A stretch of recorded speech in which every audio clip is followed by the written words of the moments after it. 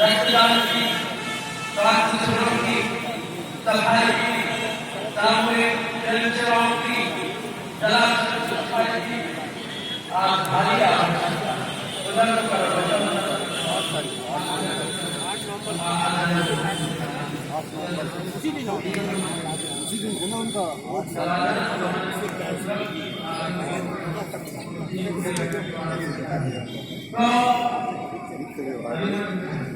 तो कहने का मतलब है कि आज भारी आवश्यकता है ऐसी त्रिवेणी जब हमारे जीवन में रहेगी तब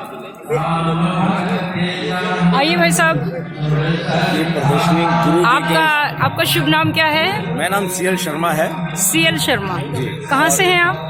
मैं लखनऊ से हूँ, आशाना से हूँ और हेमंत शक्तिपीठ से मैं जुड़ा हुआ हूँ। हेमंतनाथ प्रज्ञापीठ, हेमंतनाथ प्रज्ञापीठ से जो शनि धाम के प्रांगण में है, उसी प्रांगण में है। वहाँ पे मैं करता हूँ। जी जी जी। और ये जो प्रदर्शनी बनाया है, इसमें हमने गुरु जी के जीवनी जी, क्या उनके कार्य हैं, जैसे नशा मुक्ति जी, गर्भो संस्कार, इन चीजों के ऊपर प्रकाश डालने के लिए कुछ दृश्य हमने बनाया है। बहुत अच्छा है, आइए एक एक करके देखते हैं। काफी कुछ तो मैंने भी सुन रखा है। ये सजल श्रद्धा प्रखर प्रज्ञा है, ये है वहाँ का दृश्य जो हमारी शुरुआत होती है शांति कुंज हरिद्वार के शायद प्रवेश द्वार के पास से। के पास है। और ये प्रखर प्रज्ञा परम पूज्य गुरुदेव का मूर्तिमान प्रतीक है और सजल श्रद्धा माता जी का प्रतीक है। माता जी का बहुत सुंदर। ये हम सब गायत्री परिवार के लोगों की श्रद्धा का केंद्र है। और इस 108 कुंडीय गायत्री यज्ञ में इसका एक प्रतिरूप भी यहाँ पे खड़ा किया गया है। जी जी जी जी, मैंने दर्शन किए थे कल। ठीक है, ये जो उनको गायत्री मंत्र की दीक्षा जो मिली थी मदन मोहन मालवीय जी से, जी, वो है बताता है कि उनके बचपन में हुआ। जी जी जी। इसको करने के बाद ये गुरु सत्ता का साक्षात्कार है उनका, जो उन्होंने बहुत ही कम उम्र में पाया था। उनके द्वारा दिए गए जो निर्देश थे उसको उन्होंने किया और इस हमारे संगठन को बनाया, बढ़ाया और चल रहा है। ये उनके पूजा ग्रह में प्रकट हुए थे जी। और वहाँ से ये 3 जन्मों का उनका इसको हिसाब बताया था। 3 जन्मों में क्या थे जी, कबीर बताया गया था, शायद रामदास, स्वामी रामदास बताया और था, परमहंस जी के लिए राजा। और इसके बाद अभी आपको जो जन्म लिया है वो हमें पारिवारिक या सामाजिक उत्थान के लिए, सामाजिक देश को बढ़ाने के लिए, उसको नए युग में ले जाने के लिए ये। हाँ, और गुरुदेव ने इन्हीं के निर्देशों पर 24 महापुरुषरण किए थे। हाँ, 24 वर्षों तक गाय के गोबर से निकले जौ की रोटी खाई थी, और गाय के दूध का छाछ पिया था। जी भाई साहब, और उन्होंने इसका ये किया। ये उनकी संवेदना भावना है, जो कभी कसाई एक जानवर को ले जा रहा था, गाय को, तो उन्होंने उसकी जगह खुद को लगा लिया। अच्छा। और उस संवेदना से भरे भाव से उस जो गाय था, जो था, उसको उन्होंने बचाया और स्वयं जुट करके 10 किलोमीटर तक वो आगरा तक उन्होंने सफर किया। हाँ, तो ये उनकी गौ माता के प्रति सेवा श्रद्धा को प्रकट करता है।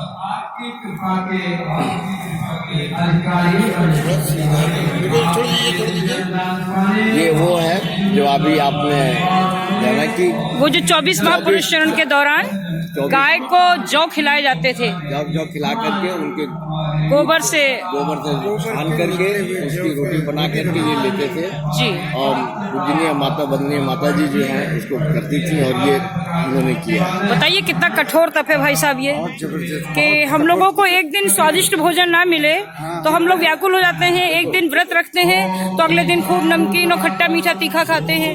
और परम पूज्य गुरुदेव ने 24 वर्षों तक शक्कर नहीं खाई, नमक नहीं खाया, गाय के गोबर से निकले जौ की रोटी खाई, गाय के दूध के छाछ का सेवन किया। बहुत महान तपस्या थी जिसके बल पर आज हम सब लोग काम कर पा रहे हैं। वास्तव में ईश्वर के अवतार हैं ये। जी, जी, ये जी। मनुष्य के अवतार से ऐसा नहीं हो सकता। नहीं हो सकता, बिल्कुल नहीं हो सकता। ये है जो करुणा के सागर।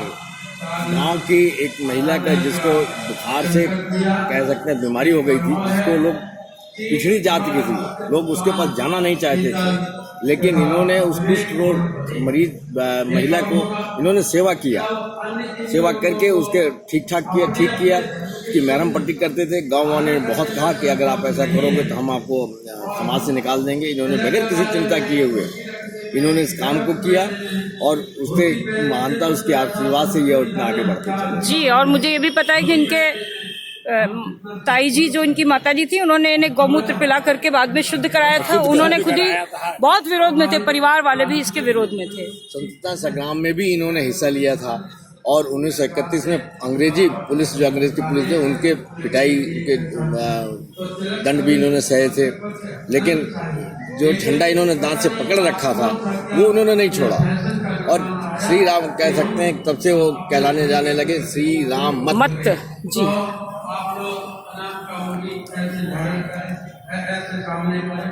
ये डाक का विमोचन किया था उन्होंने।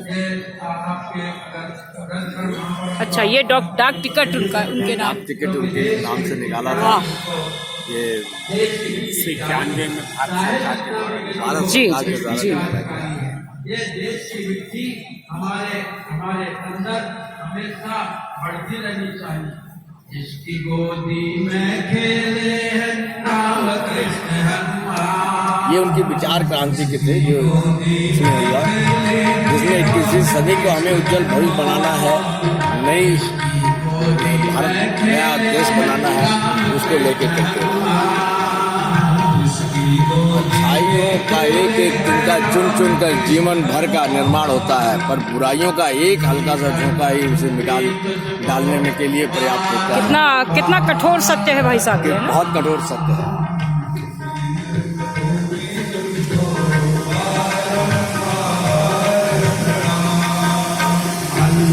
ये संस्कार के बारे में इसमें दिया हुआ है कि कैसे संस्कार बच्चों को समाज को देना चाहिए। हम अपने खुद संस्कारित रहेंगे तो बच्चों को संस्कार दे सकेंगे। पुंसवान जी, कल गर्भोत्सव संस्कार हुआ था कि गर्भ में ही इसको संस्कार देने की पीढ़ी को आवश्यकता संस्कार दे देंगे बच्चे को, ताकि वो महामानव के रूप में पैदा हो।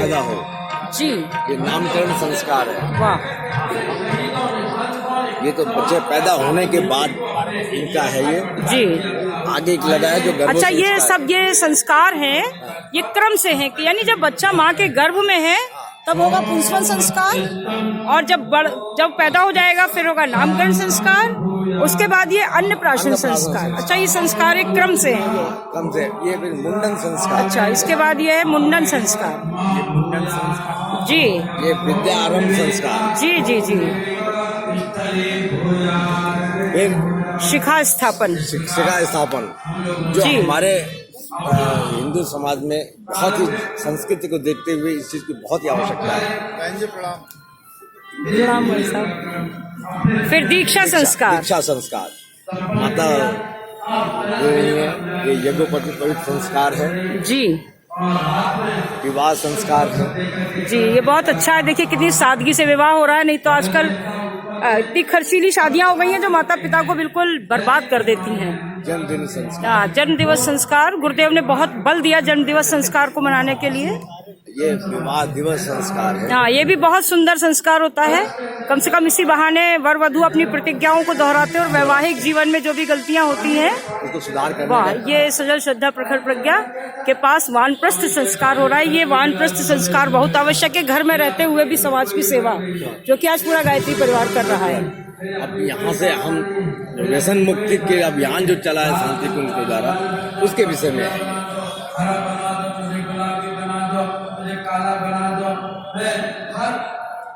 ये देखिए व्यसन के सब दुष्परिणाम दिखाई दे रहे हैं यहाँ पर। नशे में कौन फंसता है जाल, कमजोर जिसकी आत्मा बल है, अकेले उदासीन रहता है। अधिकांश दिशाहीन बच्चे जो है इसमें आते हैं। जी, मानसिक रूप से तनावग्रस्त होते हैं, जो अलग रहते हैं या मजदूर वर्ग, ये इसमें आ जाते हैं।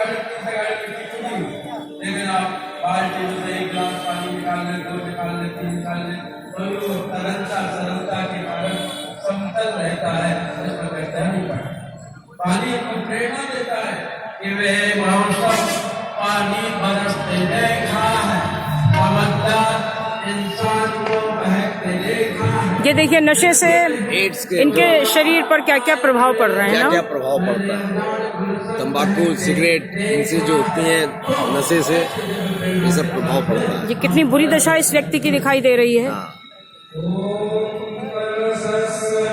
इसका गाल गल चुका है। हाँ गल चुका है, दांत निकल चुका है पूरा। बिल्कुल सत्य है। हम सभी लोग इन दुर्घटनाओं में उन लोगों की वजह से दुर्घटनाग्रस्त होते हैं जो नशा करते हैं। इस पर बहुत कड़ा प्रतिबंध होना चाहिए।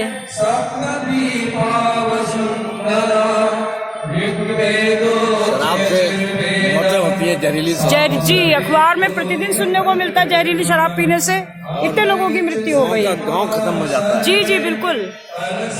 ये शराब ज्यादातर जो मजदूर के गांव के जो आदमी है वो लेने से वो परिवार में कितना नुकसान होता है वो ये नहीं समझते कि ये शराब जहरीली शराब पीने से हमको क्या है, लेकिन जी जी जी वो पीने के बाद तो अपना जिंदगी खत्म करते हैं, साथ में परिवार की भी जिंदगी खत्म कर देते हैं।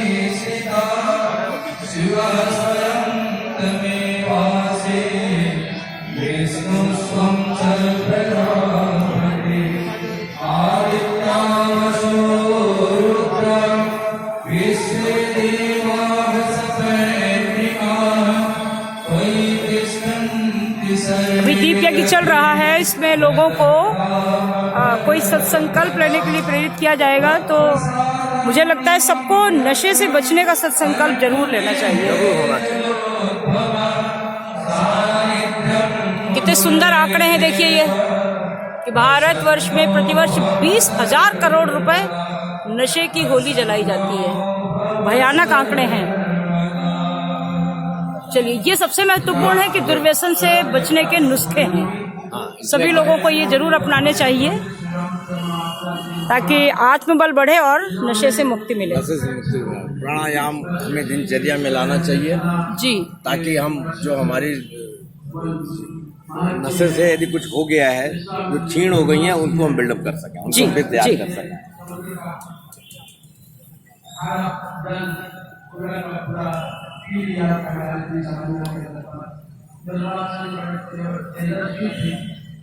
बहुत महत्वपूर्ण इसमें ये नुस्खा दिया हुआ है।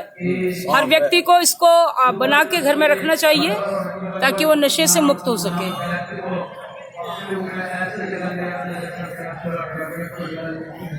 इनके लिए जो जिन्होंने किया है गुरु नानक देव जी ने, गौतम बुद्ध जी ने। अच्छा, तंबाकू के खेत में जानवर नहीं जाते हैं? ना। वाह, बताइए। और इंसान उसमें डूबा हुआ है।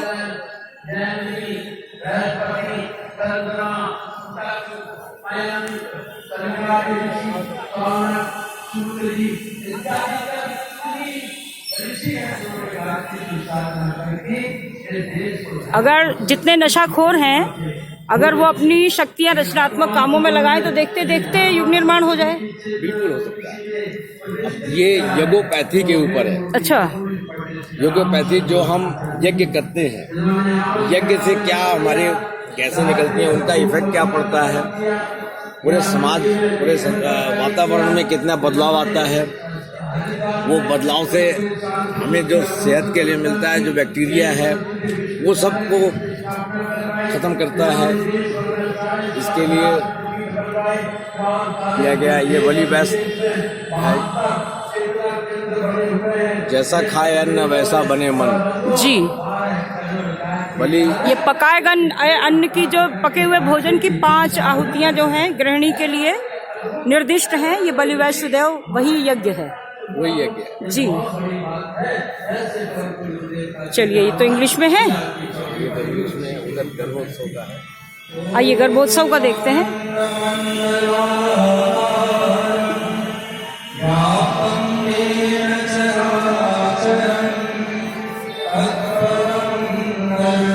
ये किसी टीपी का भी इलाज उपचार हुआ है।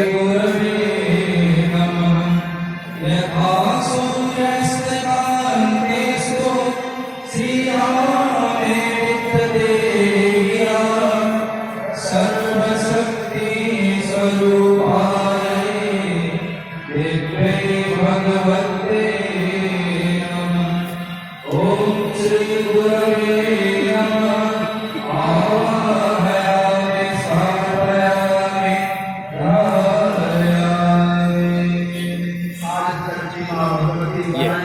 कहा गया है देव संस्कृति के निर्माता यज्ञ पिता गायत्री माता।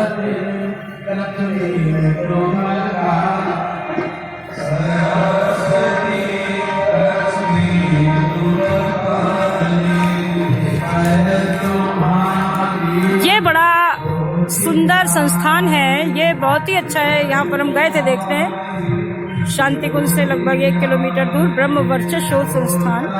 करोड़ों रुपए लागत की मशीनें यहाँ लगी हुई हैं जो अध्यात्म का वैज्ञानिक प्रतिपादन करते हैं। बहुत ही सुंदर केंद्र है ये। मुझे याद आ गया आज इस प्रदर्शनी को देखकर। वहाँ पर ये शोध चल रहे हैं कि यज्ञ से, अनुष्ठानों से मनुष्य की जीवन शैली और उसके स्वास्थ्य पर क्या प्रभाव पड़ता है। ये बहुत महत्वपूर्ण मिनरल्स इन एशेज ऑफ यज्ञ, कि यज्ञ की जो भस्म है उसमें कितना फास्फोरस, कितना पोटेशियम, कितना कैल्शियम, मैग्नीशियम, नाइट्रोजन और किस पर होता है।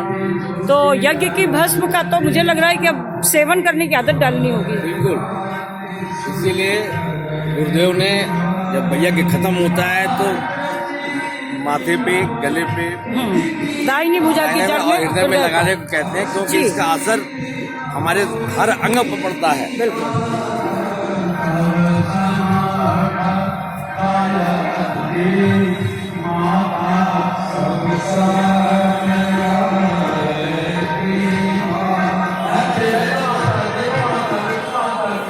ये गर्भ में ही नई संतान को नए संस्कार, आध्यात्मिक संस्कार देने की विधा जो गुरुदेव ने विकसित की है, ये बहुत ही महत्वपूर्ण है।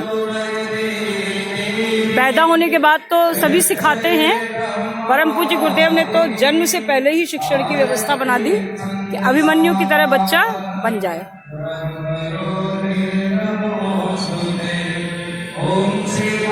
कैम्ब्रिज विश्वविद्यालय के डॉक्टर रूपर्ट शेल्ड्रिक के सिद्धांत फॉर्मेटिव कॉजेशन के अनुसार गर्भ के समय मां के विचार, भावना, आहार, दिनचर्या एवं पारिवारिक तथा सामाजिक वातावरण द्वारा एक पराभौतिक मॉर्फोजेनेटिक बल क्रियाशील होता है जो भावी बच्चे के 80% व्यक्तित्व की आधारशिला बना देता है। कितनी महत्वपूर्ण बात है, और ये समय बिल्कुल व्यर्थ में ही गुजार दिया जाता है।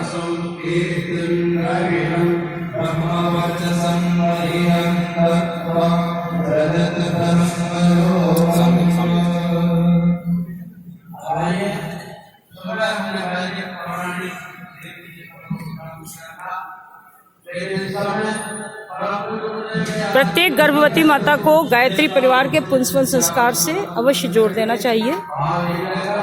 तो वो जो बच्चा जन्म लेगा वो एक युग के अनुकूल व्यक्तित्व धारण करने वाला होगा। जैसा माँ बनाना चाहेगी वैसा बन जाएगा।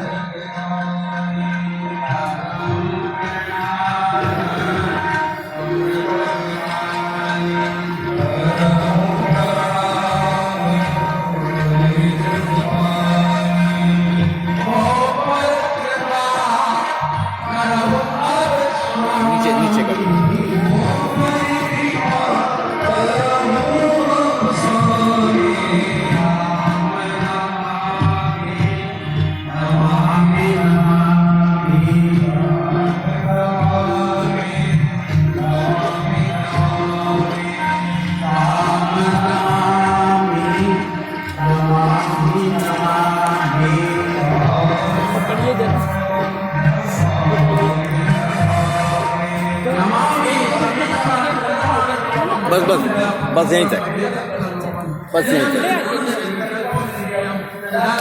ये ब्लड डोनेशन कैंप भी लगा था आज यहाँ पर। बहुत महान कार्य है रक्तदान। ब्लड डोनेट करने की बहुत ज़्यादा आवश्यकता है, क्योंकि ब्लड ही एक ऐसी चीज़ है जो मनुष्यों से ही प्राप्त हो सकती है। इसे बनाया नहीं जा सकता है, किसी प्रयोगशाला में रक्त नहीं बनाया जा सकता। इसमें बेनिफिट बताए गए कि ब्लड डोनेशन से कोई कमजोरी नहीं आती है, बल्कि रेगुलर ब्लड डोनेशन करना चाहिए। साल में 2-3 बार कोलेस्ट्रॉल कम होता है, लिपिड लेवल कम होता है और decrease in incidence of heart trouble कम हो जाती है। बहुत ही आवश्यक है ब्लड डोनेट किया जाए।